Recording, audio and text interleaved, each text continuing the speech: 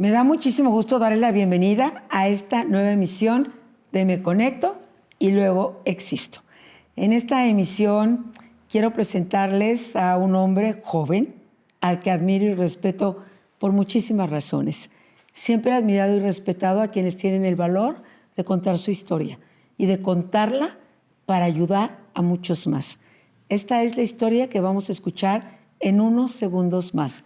Tuve el privilegio y para mí la bendición de conocer hace muy poquito tiempo, aunque parece que lo conozco de toda la vida, a Rodolfo Picciardini.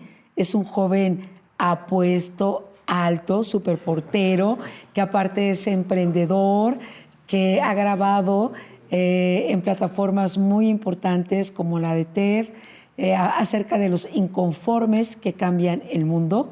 Él es parte de estos inconformes, pero sobre todo es parte de estos seres humanos que nacieron para vivir una experiencia muy dura, muy difícil, y después para sanar su alma y para ayudar a que otras y otros no vivan lo que él vivió, o si lo han vivido, estar a su lado y decirles: no estás sola o no estás solo.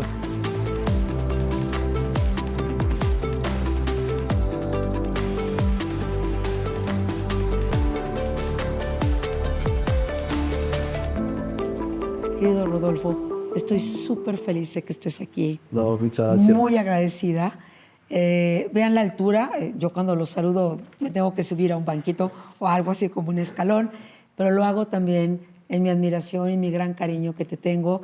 Y quiero que nos cuentes un poco quién eres. Sé que tu familia es de Uruapan, Correcto. que produce los mejores aguacates que haya probado jamás. Hago comercial porque son extraordinarios. Aparte me enseñaste que primero se exportaron a Francia y luego a Estados Unidos. Sí. No, bueno, pero no, gracias. Yo creo que no, mi mamá me presenta así, entonces muchas gracias. Es para mí un honor estar aquí platicando contigo. Hoy yo me llamo Rodolfo, doy 3 años, hago muchas cosas de mi vida.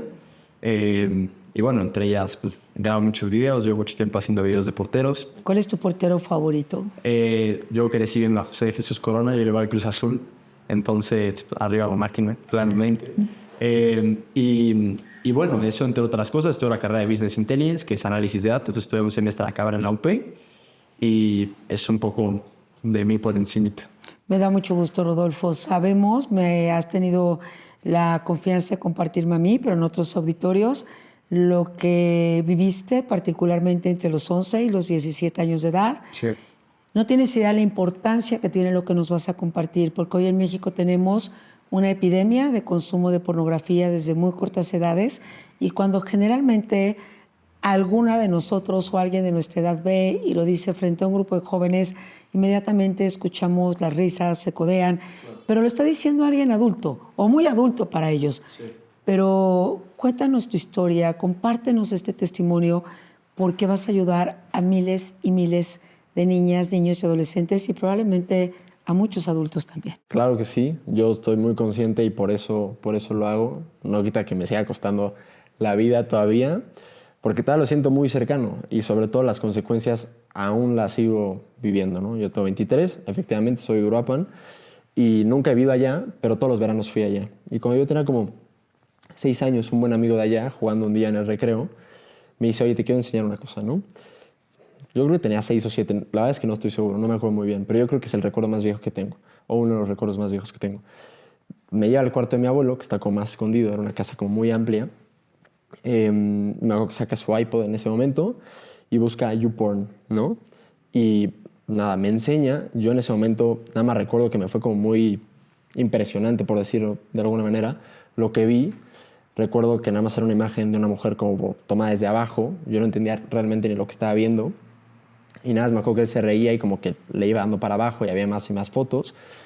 Total, nos regresamos a jugar fútbol, regresamos más tarde y me empezó a enseñar unos videos, ¿no? Ese día me fui a dormir y me acuerdo que nomás no podía dormir. Me fui llorando al cuarto de mis papás, me acuerdo perfecto. Y ni siquiera podía explicarles lo que había visto porque no estaba yo seguro. Al otro día le pregunté a mi papá qué significaba lo que había buscado él y ya me explicó que era la pornografía.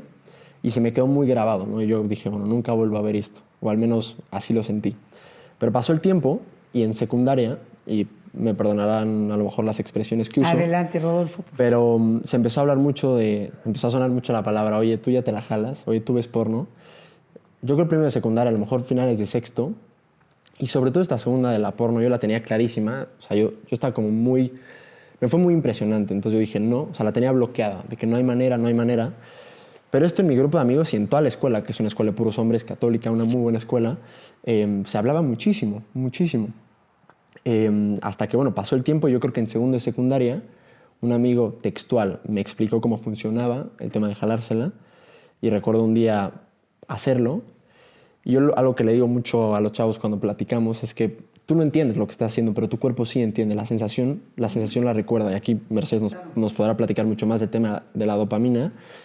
Pero es tan fuerte la sensación Y que lo lo que te registra. provoca en tu cerebro, en tu Exactamente. cuerpo, claro. O sea, el placer es brutal. Entonces, lo compras mentalmente, ¿no? Entonces, lo empiezas a hacer. Yo me acuerdo que empecé a lo mejor una vez cada semana o así. Me acuerdo que todavía salía la conversación. Oye, ¿tú te la jalas? Y yo, o sea, me daba una vergüenza brutal. A pesar de que todo el mundo lo hacía, yo decía, no, a pesar de que ya llevaba a lo mejor 2 meses, 3 meses que lo hacía semanalmente. Conforme pasó el tiempo, empezó a aumentar la intensidad, a lo mejor 3, 4 veces a la semana. Yo empecé viendo videos no me puedo creer, de personas besándose en YouTube, nada grave. Poco a poco fue pasando a la pornografía, y Pornhub, que es probablemente la plataforma más grande de pornografía que existe, se volvió rápidamente el sitio que más visitaba yo, ¿no? Cuando empecé a consumir pornografía, la masturbación pasó de ser un tema de 2 o 3 veces a la semana a volverse diario. ¿Y diario consultabas estas páginas? Sí, Diario. diario. Lo que pasa es que al principio, no sé, mi rutina era muy normal. Iba a la escuela de 7 a 3, no lo sé, y luego me iba a entrenar. Y luego en esos intermedios, por alguna razón, mi mamá salía o ella estaba en su cuarto, y pues encontrabas momentos y lo hacías. Pero conforme pasa el tiempo y te enganchas cada vez más, llega un momento donde tú empiezas a hacer tu día alrededor de eso, donde yo me levantaba en la mañana y decía, bueno, mi mamá hoy tiene dentista, mi papá va a estar trabajando, mi hermana va a estar no sé dónde, ahí voy a tener como media hora y lo voy a hacer. Entonces llega un momento donde ni siquiera era a propósito, pero ya tu cabeza como que hacía el día... Es el centro, es el eje ya de todos tus días. Se armaba, o sea, los días eran una especie como de Legos y buscabas un espacio para ponerlo ahí. Yo creo que esto, o sea, pasé de hacerlo una vez a la semana sin pornografía a hacerlo diario con pornografía en el lapso de 7 meses, más o menos. Quiero recordar. A partir de ahí, yo dejé de participar en las conversaciones porque me moría de la vergüenza, a pesar de que luego seguía saliendo. Y aquí ocurre una cosa interesante con los niños. Cuando empiezan en secundaria, sale mucho a la conversación el tema de la pornografía, y primero es como con una especie de miedo / curiosidad, pero conforme pasa el tiempo, la cantidad de veces que sale a la conversación disminuye radicalmente porque la vergüenza crece muchísimo. Y si sale es para reírse o para hablar de una mujer en concreto o de una actriz en concreto, o para reírse en general, pero nunca ya como, yo participo. ¿Y sientes que esta vergüenza es en general, la mayoría la siente? Es una buena pregunta. Yo pienso que sí. Al final, a raíz de todo esto, y ahorita llegaré a eso, me he dado cuenta que el factor número uno, el problema del cual, o más bien la sensación de la cual surgen todos los demás problemas, es la vergüenza. Para esto, yo en tercero de secundaria, que ya lo hacía seguido, me empezó a gustar una niña de otra escuela y me gustaba mucho, ¿no? Yo decía, era la más guapa, yo nunca había tenido novia, naturalmente. Y pasó el tiempo, al final se hizo mi novia, esta niña, y bueno, yo tengo, gracias a mi madre, tengo una hermana mayor, y luego apareció esta mujer, bueno, esta niña, y yo tenía como estas 3 mujeres en mi vida, las que quiero con todo mi corazón, ¿no? Pero por un momento, o sea, yo empecé a ser consciente, y me perdonarán aquí como la falta de...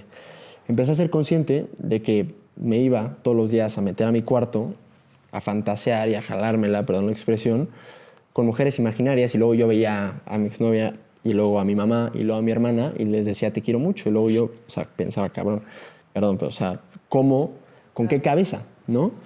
Y para esto... O sea, hay una confusión. Sí. Ya todas esas imágenes estaban también en ti cuando las veías a ellas, probablemente. Y yo no podía evitar pensar como qué pasaría si alguien piensa de mi hermana o de mi mamá lo que yo pienso de las mujeres que veo en internet, ¿no?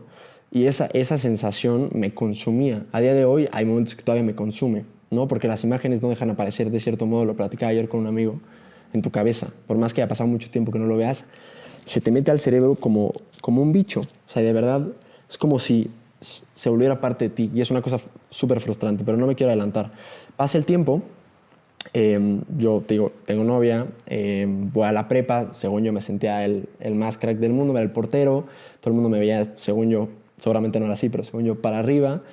Y tenía como una especie de doble vida, porque llegaba en la noche y hacía mis marranadas en mi cuarto, ¿no? Para esto, en cuarto de prepa me invitan a una especie de retiro y un cuate da una plática, se llama Charlie, da una plática acerca de esto y cuenta su vida, cuenta su testimonio, cuenta cómo él empezó a ver desde muy, muy chico y cómo poco a poco lo fue dejando. Pero se abrió por completo, éramos 13 chavos, yo creo. Había sido un adicto a la pornografía. Sí, sí. Y a mí primero me incomodó muchísimo porque nunca había escuchado a nadie hablarlo en voz alta y sobre todo de una manera tan vulnerable, en plan, a mí me pasa, porque si es que me pasa exactamente igual. El hecho de ya no poder ver a tu mamá a los ojos, el hecho de ya no poder ver a una niña a los ojos, el hecho de no poder ver a tu hermana y decirle que la quieres sin una vergüenza y sin una sensación como de culpa, de incongruencia brutal, porque no es algo que ni siquiera que lo pongas en palabras, es una sensación. Es como si fuera un hilo que se va como enredando y enredando y enredando y enredando, porque al mismo tiempo que sientes esta culpa y esta vergüenza, las ganas de querer hacerlo más y más y más crecen. Y tal vez al mismo tiempo las ganas de no querer hacerlo ya. Claro, entonces ¿no? Se vuelve una cosa, yo lo veo como una liga, tu cabeza. La estiras y se rompe, entonces ya ni siquiera sabes lo que sientes, no sabes querer, ¿sabes? Es una cosa terrible, me cuesta hasta explicarlo porque no te puedo enseñar tangiblemente lo que se siente, pero es una sensación que te acompaña todo el tiempo, es una sensación de vergüenza porque sientes un impulso de ver, lo haces, te equivocas y al mismo tiempo llega una culpa y una vergüenza abrumadora. Para esto habla Charlie y yo digo, híjole, lo tengo que dejar. Llego, esto lo platico seguido, pero en estas pláticas y la gente, bueno, no la gente, los chavos se ríen mucho y yo me río a cierto punto. Digo, ¿sabes qué? Es hora de dejarlo, lleva como 2 años haciendo, no, 2 o 3 años ya seguido, diario. Decido dejarlo y la broma es que dura yo creo que 1 día o 2. Y luego lo quiero volver a intentar y duró otro día y luego duró medio día. Para esto ya había días donde lo hacía 2 o 3 veces, ¿no? ¿Y ya había pasado de los 11 a los 17 años? Ya estábamos como en ese sí, tiempo. Pero yo empecé a hacerlo constante, yo creo que a los 13. Perdóname, las fechas las tengo un poco confundidas. Me acuerdo que era empezando secundaria. Las tengo que aclarar un poco. Pero ya yo tenía 17 años, yo creo, recién cumplidos. Digo, lo quiero dejar y no puedo. Y cuando no puedo, me doy cuenta que soy un adicto. Digo, o sea, si tú quieres dejar de hacer algo y no lo puedes hacer, pues eres un adicto, ¿no? Como que fue muy fácil para mí darme cuenta de eso. Me espanté un montón porque me di cuenta que era algo que ya no podía controlar. Voy con una persona a la que le tengo mucha confianza, que se llama Rafa, en la escuela, que era el profesor de religión que era en ese momento. Y le dije, como yo, güey, tengo un problema. Para esto, o sea, yo había intentado dejarlo, yo creo que 1 mes y medio, y nomás no podía, porque me aterraba la idea de llegar con alguien y decirle, tengo este problema, ¿no? Me acabo de estar en la oficina de Rafa y primero, antes de poder decir algo, o sea, llorar y llorar y llorar y llorar. Me dice como, ¿qué pasó? O sea, se murió tu mamá. Yo le dije, no, es que Rafa, tengo un problema brutal, no me la puedo dejar de jalar, no puedo dejar de ver porno. Ya he intentado de todo y no puedo. O sea, no puedo. Me siento fuera de control de mí mismo. Y nada más me acuerdo que como que me dio un abrazo y me dijo como no pasa nada, ¿no? Y para mí como que se me cayó el corazón, o sea, como que esta coraza que yo tenía se me... Encontraste a la persona correcta. Sí. Que me sí. parece muy importante en tu historia y en la historia de cualquier otro. Yo estoy completamente... También fui muy afortunado porque... Seguro, muy afortunado. Al final, yo lo que he visto y me han platicado chavos es que muchas veces se abren con alguien o con la persona equivocada y eso te hunde todavía mucho más, ¿no? Y Rafa para esto me dio un par de consejos muy claros. Me preguntó quiénes eran mis mejores amigos, que hoy en buena medida siguen siéndolos, y me dijo, habla con ellos y platícales. Y yo me quedé verde, le dije, como, güey, o sea, ¿cómo yo iba a llegar? O sea, no voy a hacer eso. O sea, olvídate. Y me dijo, como no, o sea, es puntual, es necesario. Voy, me acuerdo que los invité por un Subway, allá al lado de la escuela. También me tardé años en poder articular palabras, les dije, y uno de ellos, me acuerdo que se empezó a llorar y el otro como que se quedó un poco pasmado. Y uno me dijo, es que mira, yo llevo 6 años en esto, no había podido hablarlo con nadie. Y el otro me dijo, yo estoy igual, no puedo dejarlo. Y yo a 2 de las personas que más quería, que más quiero, que más admiro y que más respeto, que me dijeran lo mismo, mi alma descansó. Me dije, no estoy solo, cabrón. Porque otro problema del que no hemos hablado es que la vergüenza te aísla. Y dices, empiezan a surgir una serie de pensamientos y perdón por favor la expresión, si hay que taparlo, lo tapan, pero lo voy a decir tal cual porque así aparece en tu cabeza. Empiezas, eres un pinche naco, eres un pendejo, ¿cómo vas a estar pensando? Pero esto es textual, o sea, y tu cabeza, o sea, te las dices tanto. Tu narrativa es cada día más en contra de ti mismo, más Exactamente. humillante, más degradante, te lastima más. Y te vuelves una especie de tirano contigo Claro. mismo. Porque pues al final eres completamente O sea, el adicto. peor juicio es el para ti tuyo. mismo, es el tuyo contigo mismo. Entonces, en ese momento mi novia, mi mamá, mi hermana, mis amigos, yo decía, ¿cómo no me merezco ser amigo de esta gente? No me merezco ser querido. Porque al final, ¿cómo alguien así, como yo, va a ser merecedor de un amor, ¿no? Del amor de mi mamá? Y entonces estas ideas te las empiezas a creer, te las empiezas a comprar. Y yo hablo con mis amigos y mi alma descansa por completo. Bueno, no por completo, pero un poco decir, bueno, no estoy solo. O sea, mis mejores amigos mínimo también están conmigo en esto. Entonces formamos una especie de unión, todavía tenemos el grupo, donde, porque lo segundo que me dijo Rafa es, hagan un grupo y cada que alguien caiga, avisen. Y yo también dije, bueno, o sea, ¿cómo crees?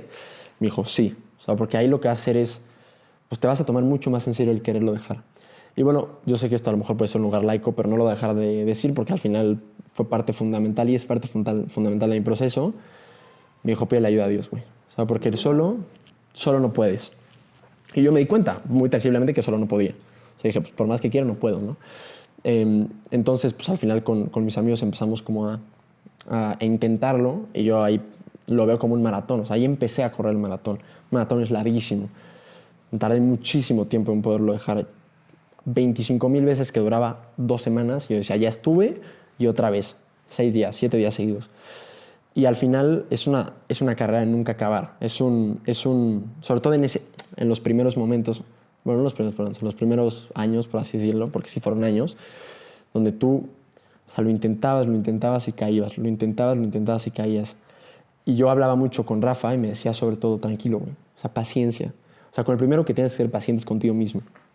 Y tiene que empezar a haber un cambio de diálogo interno, que a día de hoy, la verdad, y con toda paz, bueno, no con toda paz, pero te lo platico, me sigue costando mucho. O sea, esta idea de cómo alguien, o sea, va a ser merecedor de un amor, cuando veo todo lo que hay en mi corazón, cuando me veo como con tanta claridad y veo toda la miseria y toda la enmarañada que hay de todo esto que me dejó, pues sigues batallando con esto. Pero al final, y yo como lo veo, es como un maratón, pero el maratón se acaba, ¿no? Y hasta cierto punto lo logras. Me decía Rafa, o sea, tú puedes perder una batalla, pero si estás con Dios no vas a perder nunca la guerra. Entonces yo empecé a darme cuenta que era una cuestión de tiempo, que era una cuestión de tener paciencia, que era una cuestión de poner obviamente los medios, tema muy práctico que yo lo veo todos los días y ahorita que platicaba Mercedes, pues ya no, obviamente yo hoy no puedo dormir con mi teléfono en el cuarto. O sea, ya por precaución, desde hace como 7 años, yo duermo con el teléfono, si es necesario, abajo. O sea, para evitarte ponerte en tentación, ¿no? Claro. Entonces, bueno, empezó un proceso larguísimo, muy duro, de mucho caer y levantarte y de mucha reestructuración. ¿Cuánto tiempo te llevó a ti, a tus amigos, decir ya? Entendiendo que esta batalla es cotidiana, sí, y que hay que tener estos cuidados, precauciones, como dices, alejar todo aquello que me pueda hacer caer, pero más o menos, ¿cuánto ha significado esta lucha? Para mí, ahí sí creo que cada caso es un caso. Yo me tardé en empezarlo, o sea, en decidir quererlo dejar, a realmente dejarlo. Decir dejarlo es un decir, porque creo que como cualquier adicción, seguro, o sea, si no te mantienes al tanto, o sea, como un poco a la defensiva, caes en cualquier momento. Pero a cierto punto, como ya definitivo, me tardé a lo mejor 3 años, un poquito más, a lo mejor 3, 4 años, de constante levantarte y decir venga, y decir no te desanimes, y decir no pasa nada, y otra vez, y otra vez, y otra vez, y otra vez. Y sobre todo con mucha paciencia, mucha tranquilidad, mucha autocompasión hasta cierto punto, ¿no? Y mucho apoyo. Aprendiste a volverte a abrazar, aprendiste a volverte a querer. Sí. Y con lo que dices, cada parte me parece maravilloso porque no es un espacio laico, es un espacio de amor, de confianza, de compartir vidas, de ayudar a otras personas. Y esta fe, en tu caso y en el de muchos más, pues ha jugado un papel decisivo. Sí, no, completamente. O sea, ni siquiera es la fe, yo creo que es Dios que se mete en tu vida y literal da un paso y te arrastra. O sea, porque hay momentos donde digo, yo no hay manera que pude sacar eso. O sea, no hay manera. Y estoy convencido que no fui yo. Y suena, no sé cómo pueda sonar, pero estoy absolutamente convencido. Y al final, lo decía el tema de la neuroplasticidad. Yo también lo veo en términos a lo mejor más cursi, pero el corazón, la pornografía te lo machaca, tal cual. Te lo hace pedazos. No solo el corazón, la cabeza, ¿no? Y yo, cuando termino estas pláticas en las escuelas, tú vienes a ser feliz. Y la razón por la que te encierras a ver pornografía y a jalártela es porque quieres que te quieran, porque quieres querer, porque pienso que es el anhelo más profundo que tenemos. Al final, yo hoy todos los días todavía, y por mucho tiempo lo que le pido a Dios es como, güey, ayúdame, ayúdame a sanar mi corazón. Hoy tengo novia, hoy quiero tener una familia, quiero tener hijos. La verdad es que, pues, no sé, o sea, gracias a la ayuda de Dios y a la ayuda de mucha gente, de mis amigos, de mis papás mismos, de espacios como pues ya llevo un muy, muy buen rato caminando por un sendero muchísimo más estrecho, creo que correcto. Y mucho feliz. Sí, no, libre. O sea, la palabra es libre. Libre. Sobre todo. ¿Qué dirías si tuvieras que compartirlo a quienes nos están viendo en este momento? ¿Qué es lo que te robó la pornografía? ¿Qué arrancó de ti? O sea, creo que la inocencia, por completo, y lo veo mucho con mi novia, la verdad, que es una niña espectacular. O sea, como esta mirada que no tiene malicia, no sé cómo decirlo, pero te da una mirada un poco maliciosa, te vuelve una persona un poco más oscura, te vuelve mentirosa, porque al final tienes que esconder de alguna manera todo, ¿no? Te roba muchísimo, sobre todo te roba el corazón, en toda medida. Lo puedes recuperar, creo que es lo más importante. Si tuviera un chavo, una chava, y por una expresión le decía, güey, calma, o sea, calma, o sea, porque en esos momentos sientes que se te acaba el mundo y que eres un estúpido y que te vas a morir y que te mereces morir. No, calma, te quiere la gente, ahora sí que eres un ser humano y por eso mismo mereces ser querido. Pide ayuda, o sea, tienes que estar dispuesto a pedir ayuda, y pedir ayuda implica lo más difícil, que es hacer un poco esto, ¿no? Literal, desnudarte y decir, oye, mira, güey, tengo un problema, ¿cómo lo hago? Y pues, al pedir ayuda, elige a las personas correctas. A las indicadas. A las que te quieran de verdad, más allá de cualquier cosa, a las que te quieran. Pueden que te den consejos mejores o peores, pero si alguien te quiere de verdad, no te va a abandonar. Y ten mucha esperanza, o sea, porque al final puedes verla lejísimos o incluso no verla, pero hay una luz al final del túnel. Y esa luz te va a permitir querer, que te quieran y pues, al final ser feliz, que es para lo que venimos. Rodolfo, ¿y los papás, si hay algunos focos rojos, qué dirías? ¿Algún comportamiento? Digamos, de pronto estamos muy metidos en nuestros temas y no nos alcanzamos a dar cuenta. Estén muy cerca de sus hijos. O sea, al final estén muy cerca de sus hijos. O sea, términos prácticos, gente como Mercedes les puede dar consejos muchísimo mejores que yo. Yo les diría, estén muy cerca de la gente, pregúntenle, interésense. Al final, como niño, como joven, no, como cualquier persona, o sea, te entusiasman las cosas, hay cosas que te llaman la atención y eso te va quitando la pornografía porque te va la atención que yo le pondría a hacer videos, por ejemplo, acaba en la pornografía. Procuren los intereses de la gente, procuren los gustos de los niños, procuren sus aficiones de verdad, ayúdenlos, porque hay cosas muy sanas, el deporte, hay cosas increíbles y al final la vida yo creo que es preciosa. Entonces fomenten eso y esténse muy, muy cerca. Como papá es un papel distinto porque no puedes ser el mejor amigo de tu hijo y no es tu papá. Claro, eres su papá. Eres su papá. Si tienes hermanos, o sea, si tienen hermanos, pues procura que la relación sea buena entre ellos, la mejor posible y sobre todo que haya mucha cercanía, que haya mucha confianza, que no seas esta persona. Y yo esto lo hablé con mi papá y la apertura de mi papá siempre fue espectacular y también me considero súper afortunado en eso. No sean así, porque el niño no tiene ni idea de lo que está haciendo, sin embargo le está robando la paz brutalmente. Entonces sean amorosos, estén cercanos, no les vas a poder ahorrar. Hoy en día es muy probable que todo el mundo, la gran mayoría de la gente, bueno, no todo el mundo, pero muchos niños y niñas estén involucrados en esto. Lo mejor que pueden hacer, más que regañarlos, señalarlos, juzgarlos, porque ya lo hacemos nosotros mismos, o sea, ya lo sabemos, es acompañarnos y querernos. Y pienso que esa es la mejor manera de poder acompañarlos a la salud. Pues nos dejas con tu esperanza, con la vida es preciosa, con encontrar a la persona correcta, con haber escuchado a alguien, que ese alguien te enseñó a darte cuenta que no estabas solo y por eso de pronto cuando nosotros vamos a las escuelas, salimos de ahí y decimos, habremos hecho algo bien, habremos ayudado a alguien y no siempre tenemos esa certeza, pero tu testimonio nos da un aliento mayor del que te puedes imaginar. Y a la pregunta ¿qué te robó la pornografía el corazón? Ahora te devolvió el corazón dejar de verla. Sí. Y es un corazón pleno, lleno y listo para vivir, como dices, al 100, a plenitud, que para eso estamos aquí.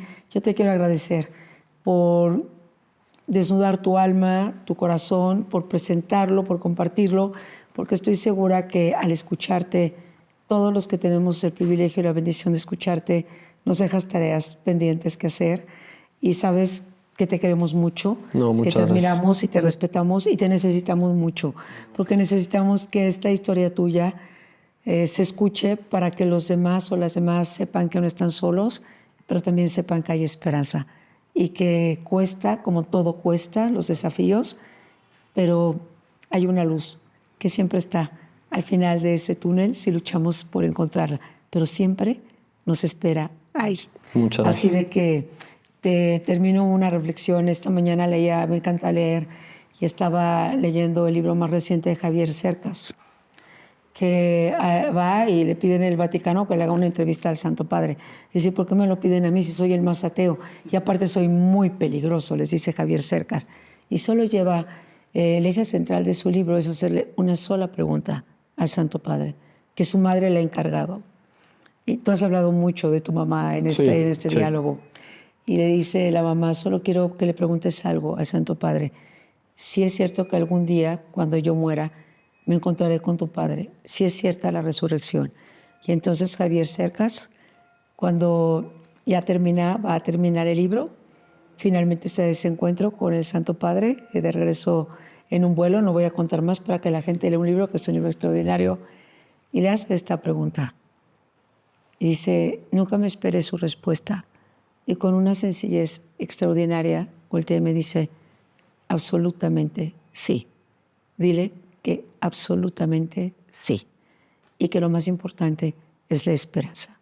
Y tú nos dijiste hoy que la esperanza es fundamental. Sí. Y esa es la respuesta que él recibió, que cambió todo el sentido de su historia y de su libro. Gracias por todo, Rodolfo. Te queremos mucho. Gracias. Y pues creo que no hay nada más que agregar en este podcast, aunque hay mucho más y todo por hacer. Seguramente Rodolfo tendrá la generosidad de acompañarnos porque habrá muchas preguntas después de escuchar este podcast. Así de que gracias por estar en Me Conecto, Luego Existo. Ayúdenos a difundir, a ser parte de esta historia. Y si tienes una historia que contarnos, haznoslo saber también. Hasta la próxima emisión. Gracias a todos.